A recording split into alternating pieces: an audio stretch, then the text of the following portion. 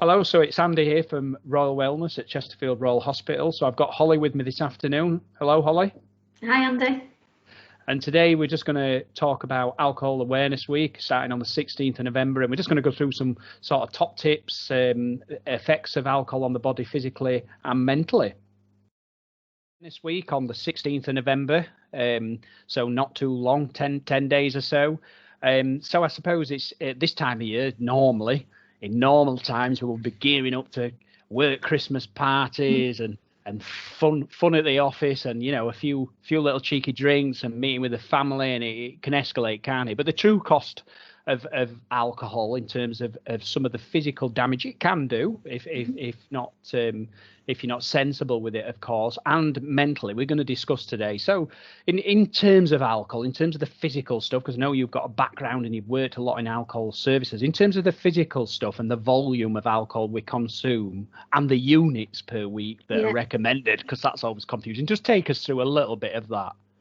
Yeah, so you're right. Usually at this time of year, most people are gearing up to drink. But because 2020 and how strange it's been, probably a lot of people have been drinking more throughout so far anyway. And I do want to reassure people this is not going to be alcohol's bad for you, don't do it kind of talk. So please don't switch off. This is all about just understanding alcohol units.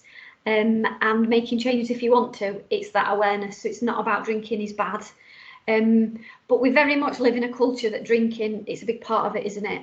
So we drink when we're happy, when we're celebrating, we drink when we're sad and we're commiserating.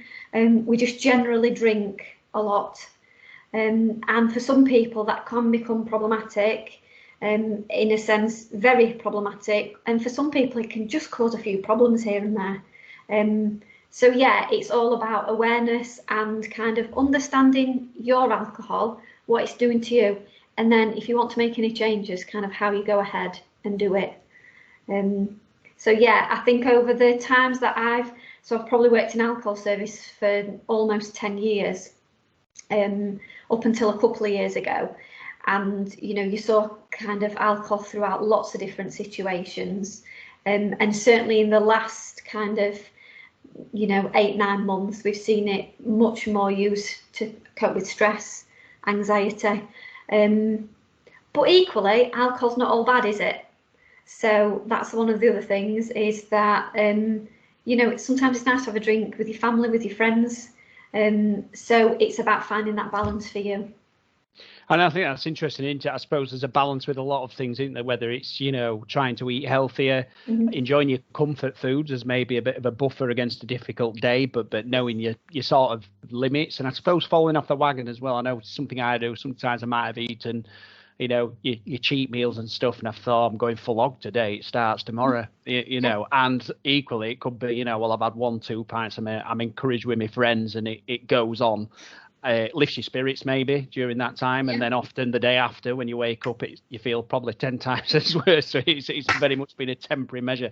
So in terms of units, Holly, because this is always confusing, and I am aware, and I fell into this trap, that the units have changed and been standardized the same across men and women, and originally I thought it was 21 units for men. So just give us an idea of the Chief Medical Officer guidelines on alcohol units and what it means, and actually what glasses constitute what units. Yeah, so in 2016 this was revised and it's not been changed since. So what they advise is for you to drink a maximum of 14 units per week, whether you're female or male, so it doesn't matter now. Up until then they'd always had a difference. So male or female, up to 14 units per week, and they also advise that they are spaced out, so you don't just have it all in one evening, but they're spaced out, and in that you have non-drinking days, and generally they like you to think of having at least 2 non-drinking days together. And that really is if you've had a massively heavy session. If you have 1 day off drinking, chances are the units are still in your body. So if you have 2 days off drinking, you're more likely to have got rid of those units and be alcohol free. So then comes the confusing part about how you actually work out your units. And in some ways it's getting better, because now, all alcohol, bottles, cans, whatever you pick up, it should have it clearly displayed how many units is in there. But roughly, kind of rule of thumb, a pint If your standard stuff, your Carlings, your Fosters, you're roughly looking at 2 units a pint. If you're your higher strengths that you'd get in the pub, your Hobgoblins kind of thing, a pint of that, you're looking at more like 3.5 units. So that can be a massive variation just on your strength. So you're drinking a pint of lager, a pint of beer, but you can go from 2 to 3.5 units in that 1 pint, depending on your strength there. So potentially with a Hobgoblin, then, if I've got my maths right, 3.5 units. So 4 of those equals your weekly 14 units, which, let's be honest, you've had a stressful your day or whatever, you've reached out, and for four pints for some is not a lot, and that is, with your mates, or equally, if you've got kids at home, they're in bed and you sit down on that sofa, and it's so easy to fall in that trap, into it, looking forward and then having a few too many, but it shows how it can mount up. Absolutely, yeah, 100%. It's how it can mount up, and it's you kind of being aware of that. And, for some people, then their choice would be they'll have a lower strength so they can have some more. And whilst you could say, oh, yeah, but you're still drinking, you're still drinking a lot, but equally you are putting less units in your body. So that is kind of a better alternative. So some people switch to a lower strength so that they can still have 3 or 4 pints and be under the limit as well of what you should have. So roughly, bottle of wine's about 10 units. So the thing with wine is, and strengths, you'll probably get between about a 7 and a 15% wine. So again, what about Prosecco? I've got to ask that, because that's an in-drink, isn't it? It is very in-drink, and I don't drink it myself. I'm a bit more of a lager kind of girl. I'm going to be honest. I think Prosecco, it's probably around your mid-strength wines. So most of the kind of, when you look at units and working it out, they roughly take about a 12 or a 13%. And I think that's roughly what that is. So if you're drinking in a pub, you can have 3 different glass sizes. So you can have 125 ml, 175, 250, or just 175 and 250, depending on what they do. And that ranges anything from 2 units to nearly 3.5. So it depends on your glass size there as well, and that's something to look out for. And go on, sorry.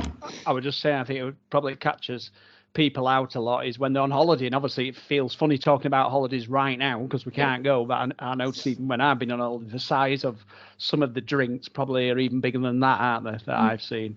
Yeah, so. Absolutely. And gin, that's a really in drink at the minute, isn't it? And the gin glasses. Gin is in.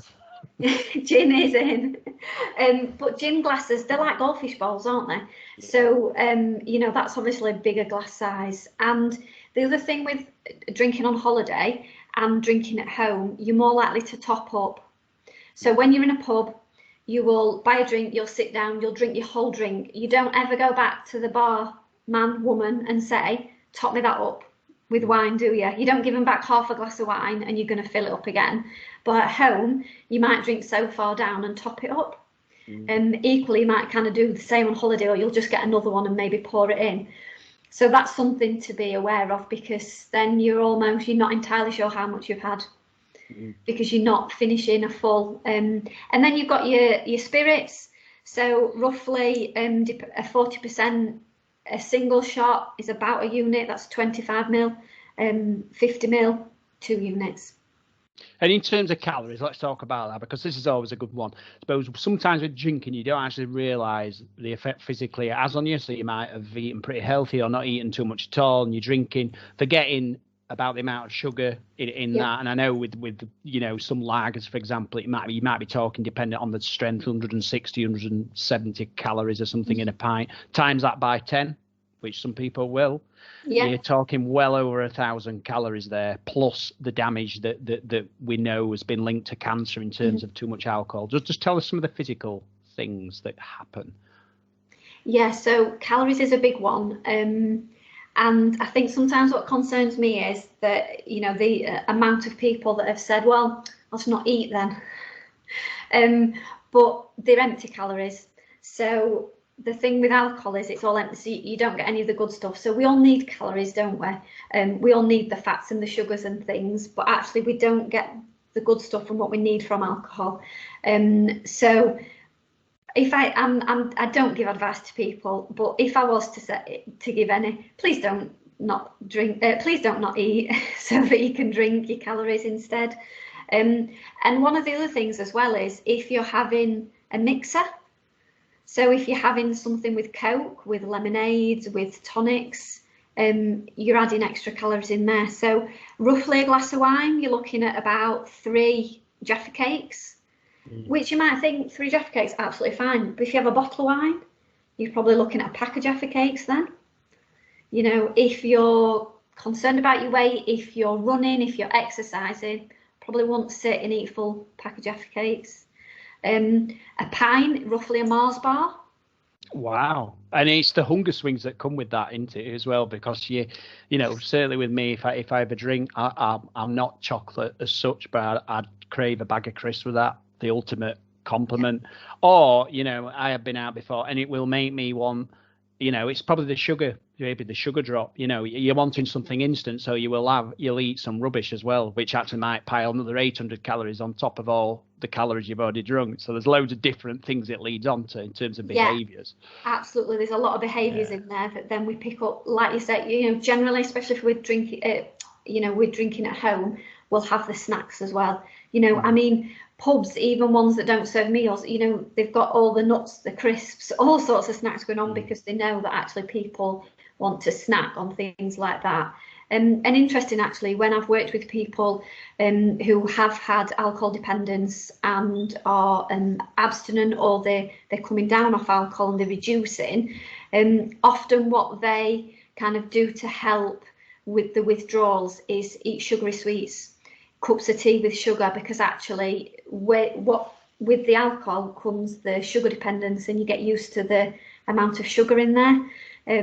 So actually, you know, I think, you know, generally a sweet of choice would be fruit pastels, because of the, you know, they're very sugary, and actually people kind of eat, you know, sugary things alongside when they're coming off the alcohol, because they're so used to the amount of sugar that they'd be drinking.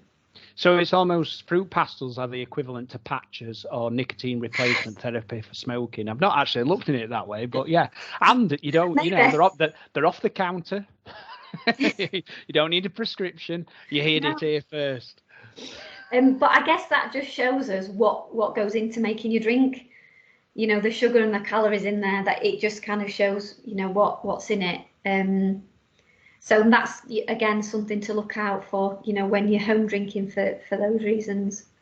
And I suppose when there's a lot of things in there with alcohol. You touched on it at the beginning that deserve a podcast or us doing another webinar on, which culturally it makes people feel relaxed. If you're going out with your team back to the good old days when we went out, maybe you maybe feel a little bit pressured not to have a drink. So there's that element of it. So you're almost assigning to have a good time, you must have a drink, when actually some of what you're talking about is changing those habits, when actually, yes, you can relax and everything else using different mechanisms without going overboard drinking. And that's the message into, you know, we're not against drinking, but actually it's about being aware of how much we're drinking and actually having a cut-off point maybe.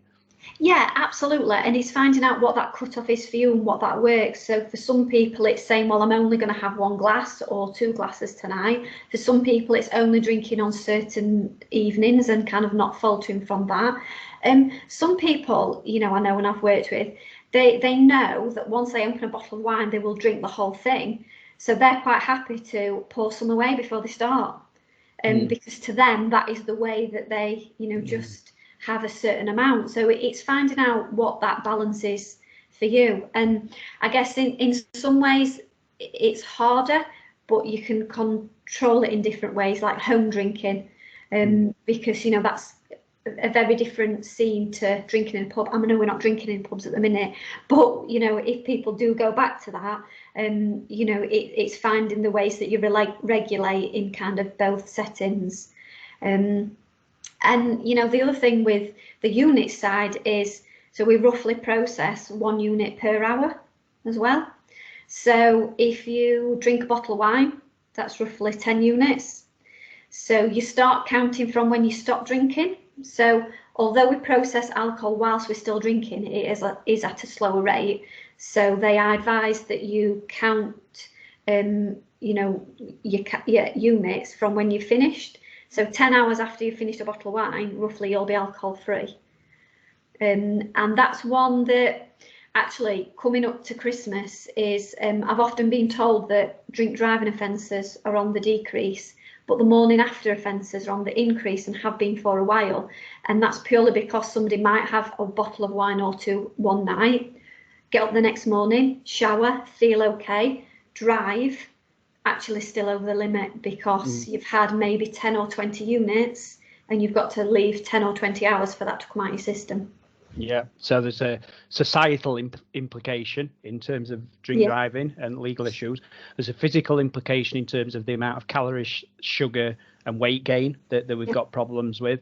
And from a mental point of view as well, because we really do need to touch on that mental well-being. And throughout your 10 years working in alcohol services, I'm sure you've seen a lot. In terms of those ways we relax. So we have a few drinks to wind down and that's absolutely fine. But then that grows into an everyday occurrence. It then becomes something you rely on because you're facing challenges, and maybe that's through COVID, for example, where it's become a habit. You put the kids to bed or you finished a day at work or whatever it is, and you sit down and that one drink becomes 4, 5, and you and your partner or somebody you live with, or even if you're living on your own, become dependent. When does that become a problem? Well, I'd say when it starts affecting you, when it becomes a problem for you, because we'll all experience it at different levels. So for one person, it might be that they've then got up the next morning and been able to take the kids to school, and that has been the catalyst to, oh my gosh, I've been drinking too much. And for other people, it's much, much further away from that. So I always go along that, and probably most alcohol services do, to be fair, when it's impacting on you in a negative way, when you're questioning it, that's when it's time to kind of look at it. And that might be coming directly from you. It might be other people around you saying, I'm worried, I'm concerned, and actually take that on board, because you're right. We use it in, times to self-medicate, stress. We feel like it relaxes and all these things. And it does for those short periods. But actually, if we keep using it for those short periods, we start to get used to it and we build up tolerance, and we start to think that that's the thing that we need to use to relax all the time. So we build habits around it, and actually that's then how it gets kind of more and more and more. And I've had it said to me plenty of times before, it used to be one glass of wine I had, and then I couldn't leave the bottle. Now I'm opening a second bottle, and now it's 2 bottles of wine. And it can quite quickly spiral to that. And a lot of that is just not having that awareness in the first place. And one of the kind of big misconceptions about alcohol is that it's a stimulant, and it's not, it's a depressant. So that's over the course of an evening, but also long term as well. So, okay, when you first drink it, you might feel a bit lighter, a bit more chatty, but actually, over long periods, it's a depressant. It depresses the central nervous system, so affects brain signals to the rest of your body, less coordination, more likely to fall. It affects your sleep as well. So people use it to help them sleep, but actually that's the thing that's making you not fall into the deep sleeps and the restful sleeps that we need. It encourages your body to lose water. So your liver, to process the alcohol, it draws water from all your major organs, including your brain, to get the alcohol out.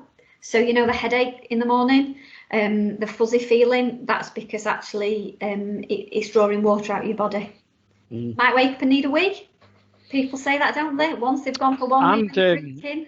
And the phrase beer anxiety or whatever, which I've heard a few times, which is, in the morning, if you're hungover and things like that, you can have a heightened sense of anxiety or maybe guilt. You can't remember what you did. There's all those sort of things. You got drunk, you can't remember what you've done. You might have said something, the worry of that. So almost, levels of anxiety heightened up. Plus, you tend to want to eat a lot or you don't want to eat a lot. It swings around. It's interesting you picked up on the sleep there, because that's something that I'm seeing quite a lot across different workforces in terms of disturbed sleep. And it's interesting to hear you say about the quality of sleep is actually affected. So yes, people can just drop off, but they're not going into that deep sleep that the body needs to restoration for the day ahead and stuff. So you're almost getting in a vicious cycle. You then maybe get up, don't feel 100%, reach for another drink, accumulatively. This is a problem, many people might not be in this problem, but if it accumulates over time, like you were saying, that one glass, then is a couple, then is a bottle, and suddenly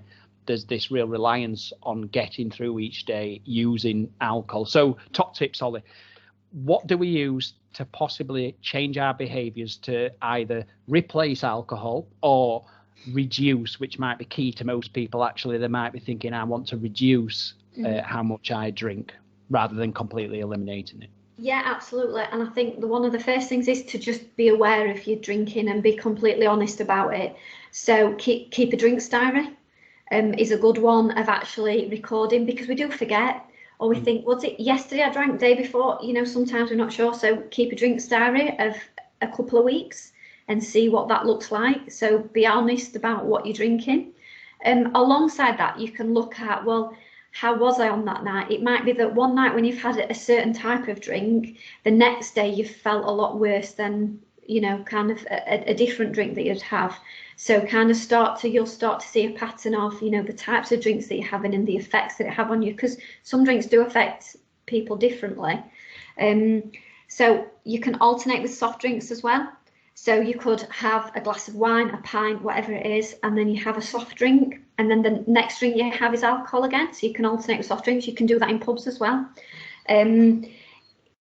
Eat beforehand, less likely are feeling fuller, but kind of, have some food, some substantial food alongside. Decide on alcohol-free days. Try alcohol-free beers. They're quite good. Years ago, absolutely rubbish, I'm not going to lie. But nowadays, they've really stepped up. You can get alcohol-free wines, ciders. So if it is more of a habit of that opening, for some people, it's the sound of the bottle lid coming off and those sorts of things. You can still get all those, but it's an alcohol-free version. And one of the big things from drinking at home is use the same glass. So if I just spin you round, this is a 50ml measure, so this would be a double spirit in a pub. I'll just lower you down. Can you see those glasses? Yeah. Yeah. So that is the same measure in all of those glasses, and it just looks different depending on what you're drinking out of, yeah?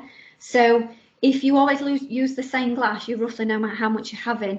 If I was drinking out of this one, I'd probably be tempted to top some more up because it doesn't look a lot in there, whereas that one, it does. So use the same. It's the same theory with plate sizes and portion sizes as well that we've done a lot with. I haven't really thought of it with the glasses, but yeah. So into one last thing. So we've got some top tips there before we wrap up, and I suppose one thing that I will mention as well, which people might find hard to say, and this goes back to the time maybe when we were in pubs or meeting friends that we don't do now, is that peer pressure as well. Because even though we are grown up, you've got that group of friends where you'll go out and have some drinks, and the thought of getting a soft drink takes quite a little bit of courage to sort of push yourself out of that group of people that you might have been socialising with for 20 odd years or something, and actually saying, I'm having a soft drink. Oh, Holly or Andy, this, that. So it's about having a bit of resilience to that as well, isn't it, really? You've decided on this goal, and actually you're reducing, and you're willing to take a little bit of banter on the chin, because that does happen, doesn't it?